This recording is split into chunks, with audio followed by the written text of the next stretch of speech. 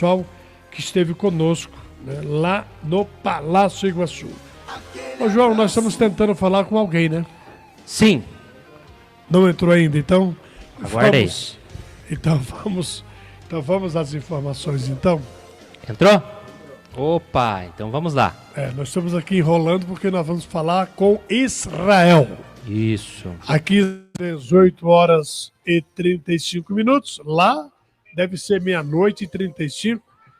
Coloca aí o nosso convidado, João. Alô, boa noite. Não entrou ainda. Às 18 horas e 35 minutos, nós estamos Coloca no ar. Ao vivo para vê-lo por imagem, né? E vai ser tão bom a gente poder... Olha lá, estamos assistindo e vendo na Rádio Cultura, falando também para a internet, para o YouTube, para o Face, Rádio Iguaçu, TV Euronews, Jornal do JP. Eu quero que você me ajude, porque para falar seu nome aqui, ó, A-B-A-H-U. Boa noite. Isso, é Abaú. Como? É Abaú Alvinadav. Eu não sei o que está acontecendo, a minha imagem não está aparecendo, mas estou online. Está aparecendo sim, está aparecendo já. Já está aparecendo para a gente aqui. Tá. Tudo bem com você? Ok, estou sem retorno. Tá sem tudo retorno? bem, JP. Por enquanto, está tudo bem. Tá. Eu acho que nós não conhecemos, né? Acho que a gente trabalhou juntos aqui em Curitiba, não? Eu trabalhei como repórter da madrugada na Tribuna da Massa, e a gente era amigo de noitada, de sair atrás das matérias, você com a tua equipe, eu com a equipe da TV Massa. Trabalhei em 2011 como repórter da madrugada. Na época eu estava na CNT. E você na Massa. Isso. É isso? Depois, quando eu fui para a Massa em 12, no final de 12, acho que você já não estava mais na Rede Massa. Ou não estava. Não estava? Não estava mais trabalhando como... Pois não. Mas, meu irmão, como é que você foi parar aí em Israel? Então, eu sou de descendência judaica, e desde criança eu sempre tive a vontade de vir embora para minha terra, para o meu povo, para o meu Deus, para a minha cultura, para minha religião, e estava há muito tempo já. Para quem me conhece, eu trabalhei na RIC TV também, na TV Record, trabalhei na TV do Governo do Estado. Meu último trabalho foi na Assembleia Legislativa, na TV de lá. Então, a maioria dos meus amigos das emissoras de TV, todos sabiam desse desejo de um dia poder vir para cá. E surgiu a oportunidade e eu vim embora. Eu estou aqui morando há 1 ano e 4 meses agora, e vim para cá com toda a família, como diz, de mala e cuia no Brasil, sem pretensão de voltar para o Brasil de volta. Meus filhos estão estudando aqui, criando a família, crescendo aqui. E aí a gente teve essa primeira experiência de passar pela Primeira Guerra. No Brasil não existe isso, a gente nunca passou por isso no Brasil. E aqui foi a primeira experiência, né, de passar por uma guerra, por um ataque, por tudo isso. Então, é a vida, a gente tem que seguir, né? Abaú, primeiro, obrigado pela sua disponibilidade por essa entrevista.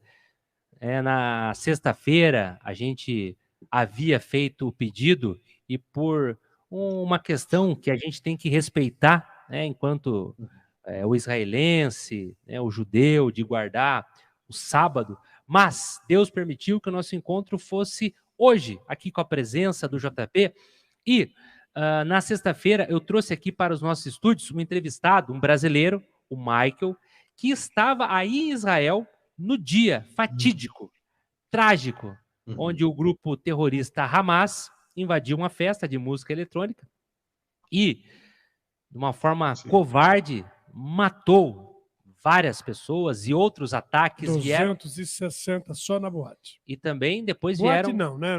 Não, foi espaço aberto, uma rave, né? Era uma rave. Isso. Né? E também invadindo casas, enfim, aquelas cenas horripilantes. E o Michael contou a sua experiência enquanto brasileiro, mas o Michael voltou para cá porque ele estava a turismo. E você, enquanto morador, Como é que foi a sua experiência no dia trágico, fatídico da invasão do grupo terrorista Hamas? Pois é, antes de mais nada, eu quero parabenizar o programa e dizer que eu recebi alguns convites para dar entrevista, entrar online, e eu recusei a maioria deles.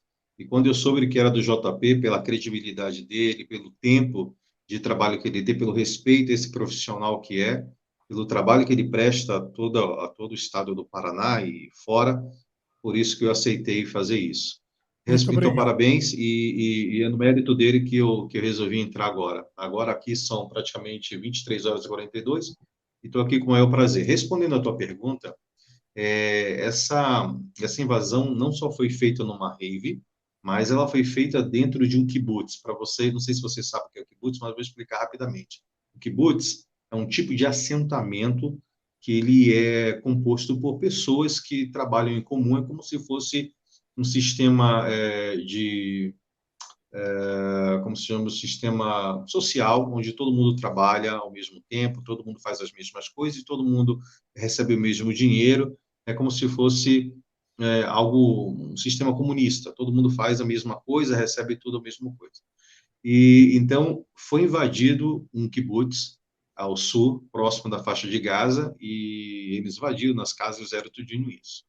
Bem, para a gente que mora aqui, até então nós estávamos num momento muito feliz, porque nós estávamos terminando um feriado judaico, que era o feriado de Simchat Torah. Nós estávamos na festa de Sukkot, que no cristianismo se conhece como festa dos tabernáculos, ou festa das cabanas. O povo de Israel mora durante 7 dias dentro de cabanas, todos aqui em Israel fazem isso, e a gente mora para relembrar a saída do Egito, quando o povo de Israel saiu da escravidão e morou no deserto em cabanas, significando que a gente acredita na proteção de Deus, que Deus protege o povo de Israel.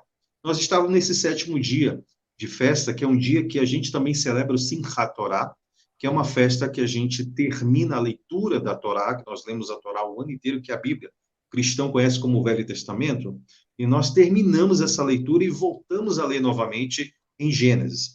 Então, o que acontece? Nesse último dia, Simchat Torah, que significa a alegria da Torá, onde o povo de Israel termina e começa a estudar a Torá novamente, é um feriado, e nesse ano caiu no sábado, que, ou seja, são 2 feriados em um mesmo dia, o sábado e mais o Simchat Torah. E é um dia que a gente reza pelas chuvas, porque você sabe que aqui no Oriente Médio dificilmente chove. E nesse dia a gente pede para Deus, para que Deus mande chuva não só para Israel, mas para o mundo inteiro, porque tudo é abençoado através do mundo. E o povo de Israel não pede só por ele, mas pede pelo mundo inteiro. Então, nesse dia, onde nós estávamos rezando, onde nós estávamos lendo a Torá, pedindo a paz mundial, justamente nesse dia, aonde também outras pessoas que estavam nessa rave, eram pessoas que não eram tão religiosas assim, mas eram judeus, eram israelenses, e eles estavam celebrando a vida também. E justamente nesse dia nós fomos pegos de surpresa. Eu estava dentro da sinagoga, pronto para a gente ler a Torá e cantar e ficar feliz, quando de repente o rabino, tudo em hebraico, entrou correndo na sinagoga e disse: olha, temos que sair correndo, porque o Israel está sendo atacado. Então foi um pavor tremendo, porque em pleno Shabat, é como se fosse a guerra do Yom Kippur, esses dias, pegou todo mundo de surpresa, porque ninguém estava esperando por isso. É como se você estivesse na festa de 15 anos, na festa da colação do teu casamento, e de repente acontece uma tragédia. Nós saímos correndo e fomos para um campo aberto, e logo em seguida começou as chuvas de mísseis. Então, quando estoura os mísseis no ar, é um barulho muito alto. Bum, bum, bum, estoura. E nesse momento a gente teve que correr várias vezes para os bunkers que nós temos. Eu moro em um kibutz também, ao sul de Israel. Não é muito próximo e também não é muito longe, fica em média de uns 80 quilômetros, eu acho, um pouquinho mais, da faixa de Gaza. Não me recordo muito bem, mas eu moro próximo da cidade de Belém, que aqui a gente chama de Bethlehem, entre Belém e Hebron, que é onde os patriarcas estão enterrados. É 40 minutos de carro, de ônibus de Jerusalém. É como se fosse de Curitiba, ali do bairro ali do bairro Mercedes até Almirante Tamandaré. Isso é mais ou menos a distância que tem de onde eu moro para Jerusalém. E aí foi difícil, porque acabou toda a festa, nós ficamos preocupados, pessoas com um bebezinho no colo, todo mundo, e aquelas bombas estourando. Para nossa sorte, primeiramente, a Deus que faz esse milagre, e segundo, pela tecnologia que Deus nos proporcionou. Israel tem o Iron Dome, né, que estoura os mísseis no ar, mas foi um momento muito difícil, porque nós passamos, os homens todos se armaram, nós temos umas brigadas de segurança, onde eu moro aqui é uma das regiões mais bem armadas, o cidadão se arma com relação a isso, mas a gente ficou com muito medo, porque ninguém sabia se era uma terceira guerra mundial, se Israel estava sendo invadido por vários países, foi tudo muito desencontrado, e foi um momento muito difícil. Então, esse sábado, esse dia, e mesmo assim a gente não parou, continuou rezando, orando, cantando, pedindo por todo mundo e pedindo um milagre de Deus, né? Para que não acontecesse isso. E só para finalizar essa primeira parte, para te dizer como é que foi esse primeiro impacto que aconteceu aqui, Israel nunca desejou a guerra, nunca desejou a violência contra o povo palestino, o que um dos bens mais preciosos que Israel tem se chama Shalom, a paz. Tanto é que nós nos cumprimentamos assim, Shalom Aleichem, Alecha Shalom, as maiores músicas de Israel é tudo Shalom, Shalom, porque o que mais a gente deseja é a paz. Abahu, muito bem explicado, e a gente está aqui ouvindo de uma forma atenciosa. Eu poderia enumerar aqui 10 notícias, porque aqui no Brasil, e tenho certeza absoluta que no mundo inteiro, é o que mais fala. A guerra no Oriente Médio, Israel. Mas eu gostaria que você falasse para nós, eu acho que isso é bem interessante, a tua experiência enquanto pessoa moradora da região vivendo, porque obviamente que em Israel ainda está um pouco mais protegido pela questão da força, do exército, do preparo, mas ainda assim é uma guerra. Pode vir bomba a qualquer momento, por mais que você fale da Doma, que está protegido, mas eu quero saber a tua sensação da população, das pessoas, dos moradores, desse clima. Como que é para você? Como que fica o teu coração? Olha, eu vou te trazer uma experiência, não só o israelense ele age de uma maneira diferente, mas eu vou te trazer uma perspectiva do brasileiro que nunca teve uma guerra e como é que o estrangeiro, como é que o novo imigrante reage a tudo isso. O israelense está acostumado já com isso. Então, as crianças, os velhos, todo mundo tem já no sangue, vamos dizer assim, isso na alma já está já incorporado que a gente está sob ataque o tempo todo. Nós viemos do Brasil, nunca teve guerra, a gente nunca teve medo de nada, de alguém tentar te exterminar. Então, o que é que acontece? O israelense, ele encara, o israelense nato, ele encara isso de uma maneira mais segura. Quando tem um aviso de emergência, ele já sabe que em menos de um minuto ele já corre para o bunker, ele pega as crianças deles, as crianças já saem correndo, etc. Para o novo imigrante ou para o estrangeiro, ou a gente que mora aqui, até mesmo as pessoas que nunca passaram, tem muitas pessoas que vêm dos Estados Unidos, de outros lugares, mas que não passaram pelas guerras. Essas pessoas sofrem. Por quê? Porque o primeiro impacto que tem, quando você ouve uma sirene, quando você ouve um barulho de um celular, quando você ouve um estouro, você já acha que é bomba. Isso, eu digo que o pior da guerra é esse trauma que fica em você. Porque qualquer barulho que você escuta, qualquer alarme, qualquer coisa, a tua pressão vai lá para cima, já dá dor de cabeça, porque o teu corpo entra num estado de estresse, porque o estresse você tem que se proteger, não é assim? Quando o animal vem tentar te atacar, você tenta sobreviver. Então, esse estado de alerta constante, isso é o pior que existe num país que está sofrendo guerra, porque você não sabe. Se você já sabe que invadiram, que está em guerra, que está em tiroteio, eu já sei o que está acontecendo. Mas essa insegurança de você não saber quando, onde, como as coisas vão acontecer, isso é o que gera todo o terrorismo mais ainda. Agora, tem uma coisa, hoje pela manhã, umas 2h30 da tarde, 3 horas, já tinha um bom tempo que aqui na região onde eu moro, ao sul de Jerusalém, não estava tocando missas. Então, os primeiros dias a gente não dormia. No primeiro dia, a família inteira dormia junto, abraçado, tentando se proteger da maneira que a gente pudesse, já com as malas prontas, porque alguns apartamentos aqui em Israel têm bunkers, tem um quarto especial que você não precisa sair da tua casa, você fica nesse quarto isolado, é mais protegido, se cair uma bomba, você está salvo ali naquela estrutura. Para outras, a maioria das casas não tem. Você tem que sair de casa ou do prédio correndo e ir para o bunker. Então, no nosso caso aqui, a gente tem que estar com mala pronta, tem que dormir praticamente vestido, porque se soar uma sirene em qualquer momento, você tem que sair do jeito que você está e ir para um bunker.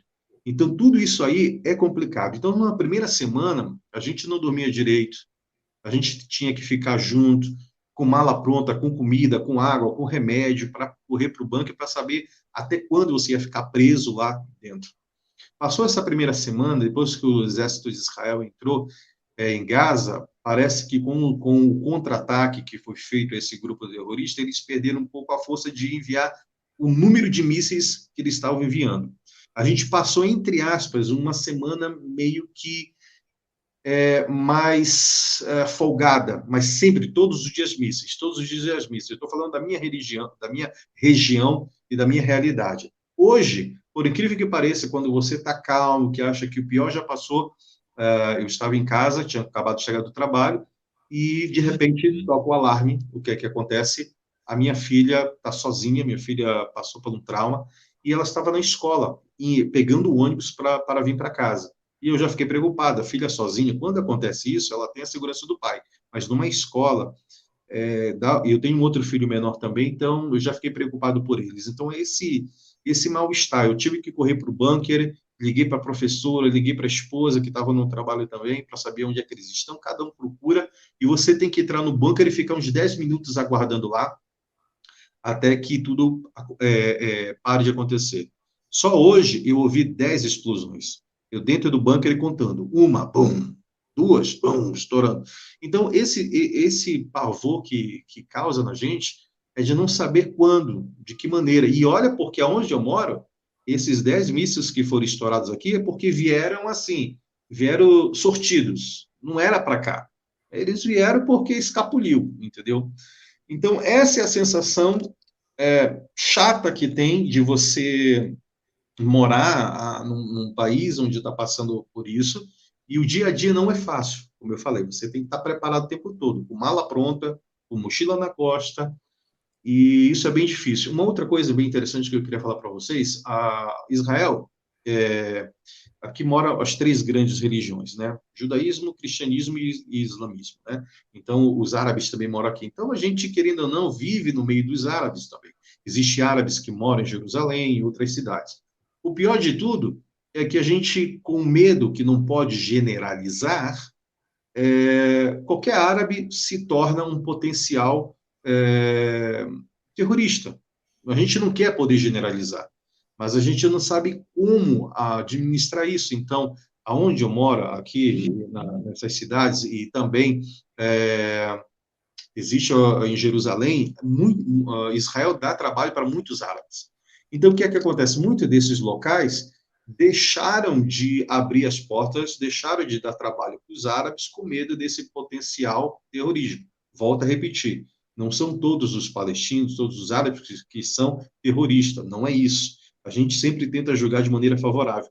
Mas existe um potencial, porque esses árabes moram nessas áreas que são controladas pelo Hamas, pelo Hezbollah, e muitos deles são aliciados, muitas vezes deles são chantageados. Se você não fizer isso lá, eu mato tua família, eu mato teu filho, e etc. Então, eles muitas vezes são forçados. E a maioria desses árabes são motoristas de ônibus, são pessoas que trabalham na mecânica, na limpeza, no serviço braçal do dia a dia. Então, Israel praticamente depende deles. E quando esses árabes não trabalham, não estão aqui, causa também um certo desandar no dia a dia.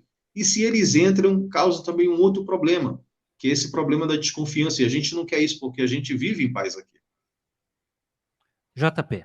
Bom, a mídia brasileira tem dito, e disse hoje, nessa segunda-feira 30, que já são mais de 10 mil mortos. 10 mil mortos. Meu Deus. A pergunta que eu faço é o seguinte: o povo de Israel apoia o governo o que está acontecendo, porque o primeiro-ministro tem dito que não vai parar enquanto não combater o Hamas. Como é que vocês acompanham o dia a dia, o noticiário? Ele chega em tempo real para vocês? Sim, através da tecnologia, aqui o israelense ele é muito patriota e ele é muito conectado com tudo, conectado mundialmente. Todo mundo fala 3, 4, 5 idiomas aqui, é normal, e o povo é muito conectado. Então, essas informações chegam muito rápidas para a gente. Existem canais oficiais de Telegram, de mensagens que chegam nos celulares o tempo todo, até por causa da segurança. Eu quero trazer aqui, JP, que há alguns meses atrás, Israel estava numa crise muito grande política, direita, esquerda. A gente estava tentando passar por uma reforma no judiciário também, então o país estava muito dividido entre direita e esquerda. E muita gente pró-Palestina, muita gente querendo, por exemplo, esse kibbutz que foi invadido era um kibbutz, um assentamento que ele era praticamente, não vou dizer 100%, mas ele era um kibbutz que tinha muita gente de esquerda, que era pró-palestino, que ajudava os palestinos, inclusive que dava emprego para os palestinos, e muitos desses palestinos que moravam na faixa de Gaza trabalhavam aqui em Israel, inclusive no kibbutz, e foram eles que deram todas as informações de como entrar, como matar, o nome das famílias, inclusive no metade de cachorro. Eles sabiam de tudo. Até então, por que eu estou falando isso? Até então, existia... o país estava dividido em termos de como conduzir o país, de não à violência, ao diálogo, a ser pró-palestino, essas coisas. Só que depois de tudo isso que aconteceu, o país se uniu de uma tal maneira que todo mundo está apoiando hoje justamente o que o governo de Israel tem decidido. Por quê? O primeiro-ministro Netanyahu falou recentemente que ele não vai recuar. E por que ele não vai recuar? E todo o povo de Israel, por enquanto, até o exato momento, não está dividido, todos nós estamos no mesmo espírito, não existe contrário a essa decisão do governo. Por quê? Porque existe uma ideia coletiva de que se a gente recuar, Israel vai perder. Se a gente recuar, vai existir mais mortes. Por quê? A ideologia do Hamas, do Hezbollah, do Irã, dessas pessoas que são antissemitas de raiz, mesmo que Netanyahu chegasse e dissesse: a gente vai dar totalmente Israel para vocês, a gente vai ficar com uma pequena parte, mesmo assim, o desejo deles é exterminar Israel, exterminar o povo judeu do mapa. Se a gente pegasse as nossas malas e dissesse: a gente vai lá para o Brasil, sei lá, o presidente Lula vai dar para a gente lá Almirante Tamandaré, o Pilazinho, alguma coisa assim desse jeito, mesmo que a gente saia daqui e algum outro país nos dê um pedaço de terra, o Hamas, o Irã, vai vir contra a gente para exterminar, porque a briga deles não é por terra, a briga deles é pela existência do povo de Israel, é realmente um antissemitismo, uma tentativa de um segundo holocausto que está acontecendo. Então, por isso, o povo de Israel está unido com o governo, que a gente não vai terminar, não vai recuar, enquanto não o povo palestino. A briga não é contra o povo palestino, é contra o grupo terrorista Hamas, porque o Hamas ele faz reféns, inclusive, à própria população dele. Então, eu volto a enfatizar que a guerra de Israel não é a guerra contra o povo palestino.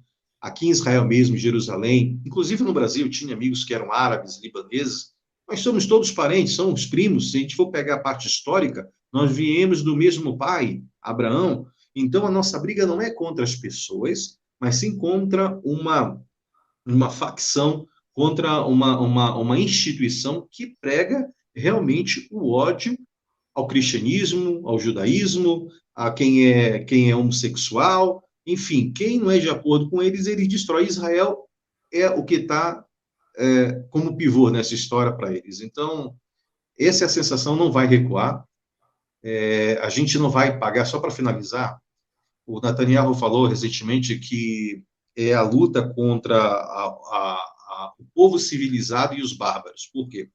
Porque muitas das pessoas aqui em Israel disseram que o exército de Israel tinha que revidar, tinha que entrar, tinha que matar, que tinha que fazer isso. Algumas pessoas, no momento de calor, de raiva, de um certo senso de vingança, justificado por, por pelos parentes que foram mortos, mas Israel chegou e disse: a gente não vai fazer a mesma coisa. Nós não vamos entrar, não vamos nos vingar, não vamos decepar a cabeça de crianças, estuprar mulheres, não vamos fazer isso. Eles fizeram isso, nós não. Nós somos civilizados. Nós vamos entrar e fazer ataques cirúrgicos e vamos tentar acabar com o terrorismo, não com as pessoas. E para finalizar, o que é que Israel faz agora antes dele entrar na faixa de Gaza, dele tentar destruir alguma base militar que está sobre uma escola ou com civis? Ele manda cartas, ele joga cartas na língua dos árabes, dizendo: saiam daí, porque Israel não quer jamais destruir ou ferir nenhum tipo de cidadão, ninguém. A guerra é realmente contra o terrorismo, não contra o povo palestino. Eu quero agradecê-lo Sim. pela sua gentileza. Agradecer muito. Tá? Porque eu acredito que aqui em Curitiba ninguém falou com alguém, algum morador de Israel, pelo menos tem acompanhado, né? E foi o meu filho Reinaldo, o Aranha, Isso. que trabalha lá na TV Assembleia, onde você já trabalhou. O pessoal falou assim: olha, passa para o JP o contato de um companheiro nosso que trabalhou aqui. Até então, eu havia. Hoje eu me lembro muito bem de você, como você disse assim: olha, fomos parceiros, companheiros. Sim. Em 2011, você pela Rede Massa de Televisão, JP pela CNT. Depois, acho que você trabalhou com o Cigano, né? O Cigano, que é o chefe lá na TV Assembleia. Então, muito obrigado de ter reencontrado. Você agora morador de Israel. E a gente torce para que isso termine logo e que o povo de Israel continue com sua tranquilidade. E eu não sei, vou dizer uma coisa aqui para vocês. Eu acho que Israel está certo, tem que acabar com Hamas. esses terroristas, né? É. Você colocou muito bem. A guerra não é contra os palestinos, é contra o Hamas, que é formado por terroristas. Eu só tinha uma pergunta para você me responder rapidinho. Os reféns que estão com eles, você acredita que esses reféns serão liberados ou eles serão mortos de um por um? Qual que é a sua ideia? O que você pensa hoje? Olha, esse grupo ele está disposto a entregar a vida. O triste de tudo isso é que eu já ouvi um comentário dizendo que Israel está fazendo de tudo para resgatar esses bebês que estão ainda, as senhoras, algumas mulheres, alguns senhores. Conseguiu recuperar uma soldada que foi estuprada, foi levada, é uma das que aparece no vídeo, uma de cabelo cacheado, eles levando para dentro do carro, conseguiram resgatar elas, mas eu me preocupo com uma decisão, porque para que esse terrorismo seja neutralizado de uma vez por todas, e Israel, eu já ouvi comentários, não sei se é oficial, dizendo que, em último caso, para que acabe com isso, a gente vai ter que fazer um Kiddush Hashem.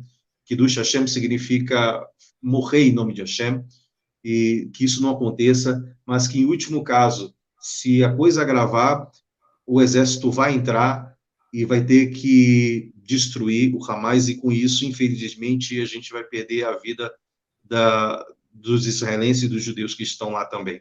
Porque eles estão em redes de túneis, ninguém sabe onde eles estão, o exército está fazendo de tudo para resgatar, a gente espera que isso aconteça, mas, em último caso, o que eu ouvi foi isso. Agora, respondendo a tua pergunta, realmente, eu acredito que eles não estão dispostos a assaltar, a liberar ninguém, entendeu? Eles estão dispostos a fazer essa manobra e realmente barganhar com isso e entregar pedaços de pessoas como eles fizeram. Não acredito que eles tenham pretensão de devolver ninguém. Muito bem. João, vamos agradecer. Abahu, a nossa solidariedade aqui do Brasil, de Curitiba, com o povo de Israel, com brasileiros que moram aí e estão aí, né? E muito obrigado por nos atender. A gente fica muito agradecido e os nossos corações, as nossas orações estão juntos com todos vocês. Que horas Muito são obrigado. aí? Ok. Eu só queria finalizar, são? JP.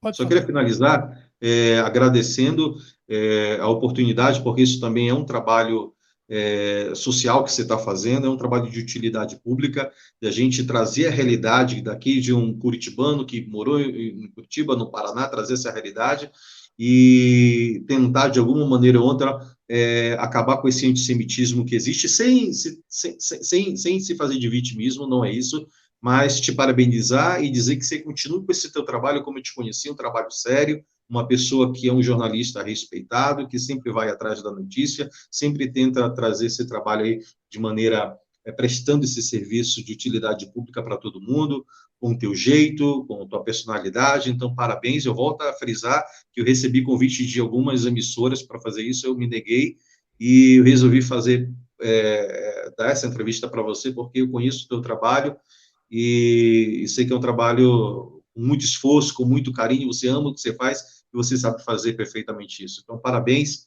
obrigado por isso, por essa oportunidade de trazer a realidade que está acontecendo aqui e te parabenizar pelo teu trabalho e que você continue assim, firme e forte.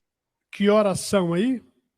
Agora são 00:08 agora, são 6 horas de diferença. Muito obrigado. Fique com Deus. Um abraço. Um abraço. Muito obrigado. Shalom Aleichem. Lá, 00:08, aqui são 19h06. Isso. Missão cumprida, né, João? Missão cumprida. Então, acho que a função nossa do meio de comunicação